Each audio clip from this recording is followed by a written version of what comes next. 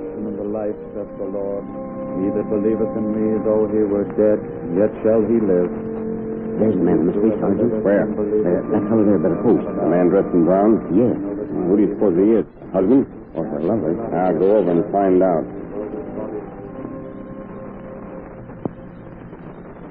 Our radio play for this week, Unknown Beauty, is a dramatization based on a story entitled The Mystery of Room 304.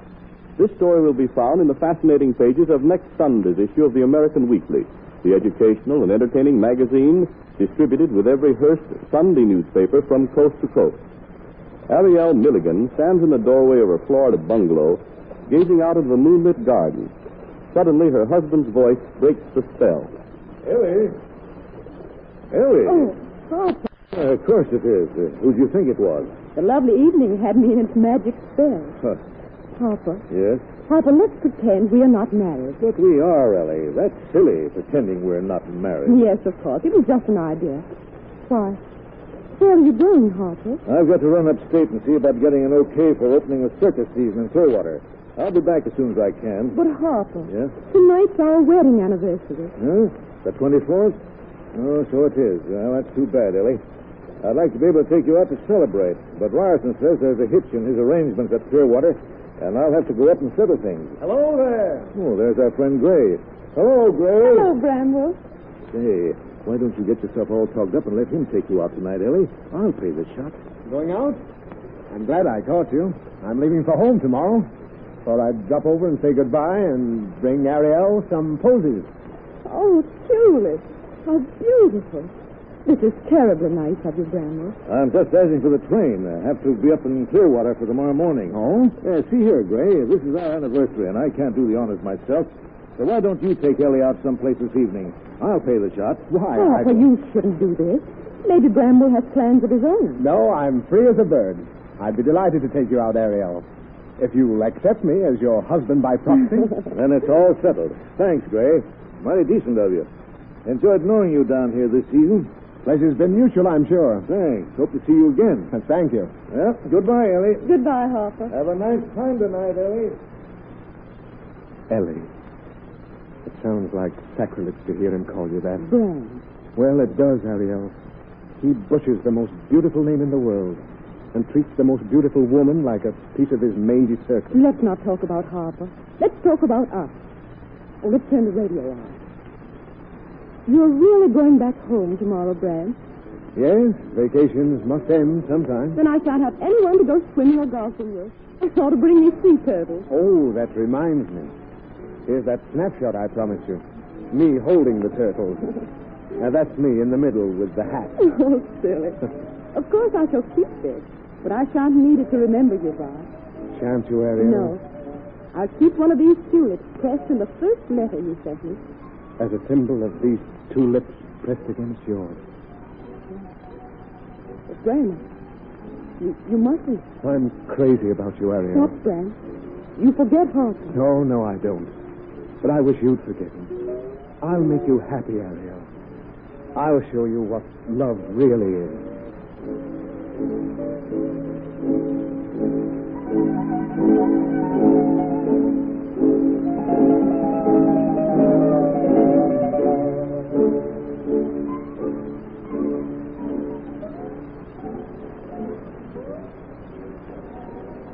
Yes, miss. What can I do for you? I'd like a room, please. Yes, indeedy. Just sign the register. The register? Oh, yes, of course. Front? There you are. Thank you. Boy, show Mrs. Jane Jones to room 304. Oh, wait. I'd like to make a phone call first. Where are your pay station booths? Right over there, madam. Oh, thank you.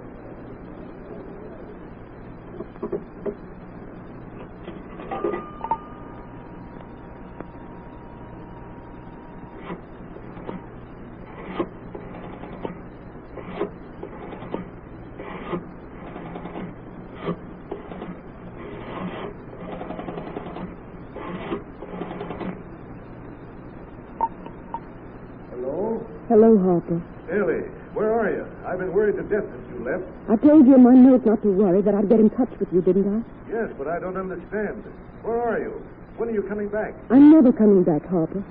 I've left you for another man. Ellie, what are you saying? I've left you for a man who's going to give me what I want. What you want? For heaven's sake, Ellie, haven't I given you everything money can buy? Oh, yes, Harper. Everything but one thing. The thing I want most of all. Love. Love? But I love you, Ellie. I thought you loved me, but you don't. Not really, Harper. It's the circus you really love. But didn't I marry you? You married me, yes. Just quiet. Never coming back to you. This is goodbye. Ellie, you don't mean that. I know you don't mean that. What makes you so sure I don't? Because I know you, Ellie. Oh, do you? Yes. You can't get along without the things I've accustomed you to. We've been married too long for you to sacrifice everything for sentimentality. And you say you know me. Of course I know you. Every husband knows his wife, like a book. I'm a closed book to you, Harper. That's not true, Ellie. I know you. You mean you think you know me? But, Ellie... Goodbye, Harper.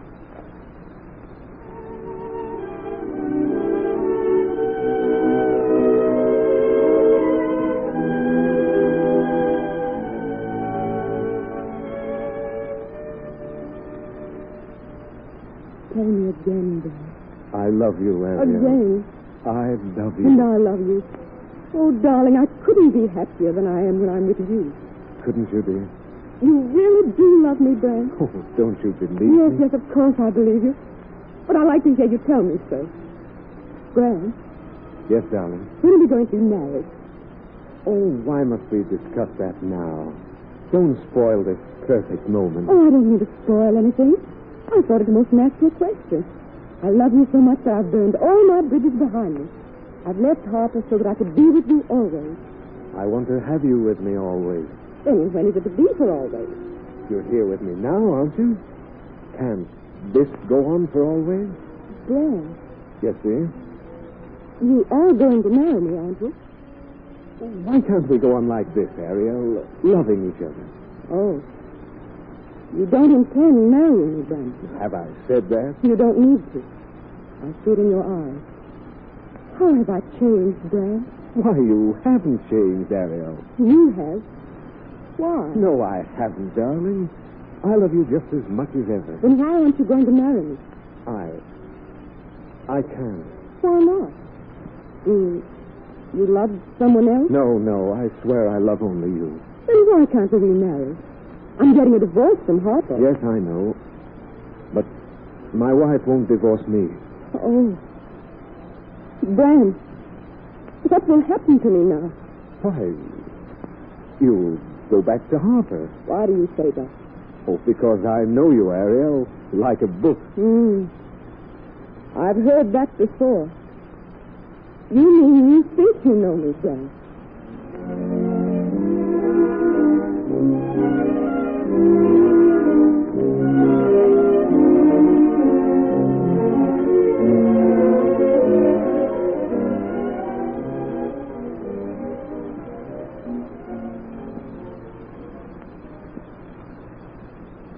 I found her just like this, Sergeant, lying here on the bed, unconscious, just like she is now.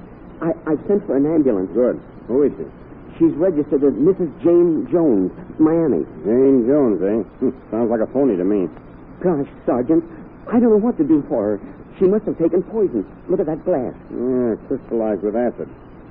Find the bottle the stuff came in? I haven't had time to look around. The glass was on the nightstand there by the bed, Sergeant. Well, I'll have a look in these bottles over here. This is awful. Such a pretty woman, too. Very quiet and respectable she was. Here comes the ambulance. Here's the bottle. Smells like carbolic acid. Better have the doc check on this when he comes up. This all the stuff she owns? This one hat box? That's all she checked in with, Sergeant. She's taken all the labels out of her stuff. Say, what did you say she said on the phone? The switchboard light from this room flashed about 5:45, and when I plugged in, she said, very weak, call a doctor, quick. I phoned for an ambulance and dashed up here and found her just like this. Oh, that must be the doctor. I'll answer it. Now, what's the trouble here? Oh, come right in, Doc. I'm Sergeant Whaley, Detective Headquarters. Woman's taken poison. Looks like carbolic acid case. Well, we'll soon find out. Inside of her mouth burned. Odor of carbolic on her breath. Now, heart's beginning to skip. We'll take her in, but I don't think it'll do any good. Better notify our relatives, Sergeant. We'll do our best. Put her on the stretcher, Fred. Yes, sir. I'll give the driver a hand, Doc. What's her name? She's registered as Mrs. James Jones. That name's as good as any. Yeah, I suppose so. All right, Fred, let's go. Easy now. Send our relatives over as soon as you locate them, Sergeant. You mean if we locate them? Yeah, now, Withers. Let's see if we can find out who Mrs. James Jones really is. Okay, Sergeant. Say, here's something. Yeah, what's fine? A dry faded tulip in this wastebasket. And some scraps of the snapshot. You put them together while I look through her bag. Right, Sergeant. Gosh, there's a million pieces. This looks like a hopeless job. You're telling me? There's not even a laundry mark on this stuff.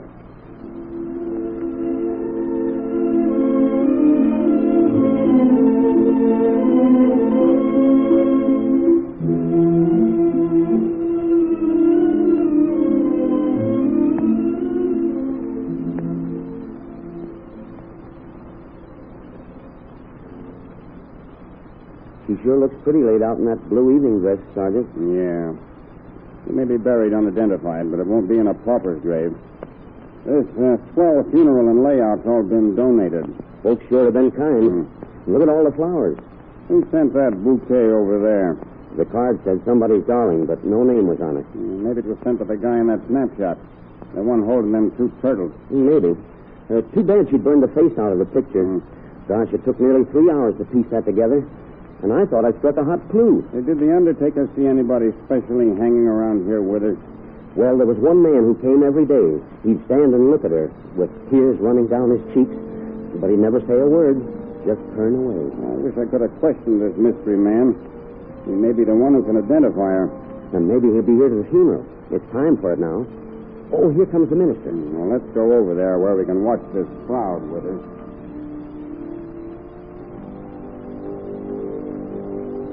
I am the resurrection and the life, saith the Lord. He that believeth in me, though he were dead, yet shall he live. And whosoever liveth and believeth in me shall never die. There's the man on the street, Sergeant. Yeah, where? That fellow over there by the post. The man dressed in brown? Yes. Who do you suppose he is? Her husband? Or her lover. I'll go over and find out. I see God, whom I shall see for myself, and my eyes shall not behold a stranger. We brought nothing into this world, and it is certain we can take nothing out. The Lord gave, and the Lord hath taken away. Blessed be the name of the Lord. Well, what did he say, Sergeant? He must be balmy.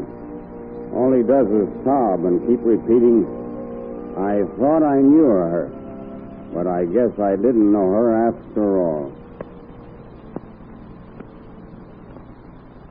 You have just heard a dramatization of an unsolved mystery, taken from a story entitled The Mystery of Room 304, which will be found in next Sunday's issue of the American Weekly, the magazine distributed with all Hearst Sunday newspapers from coast to coast.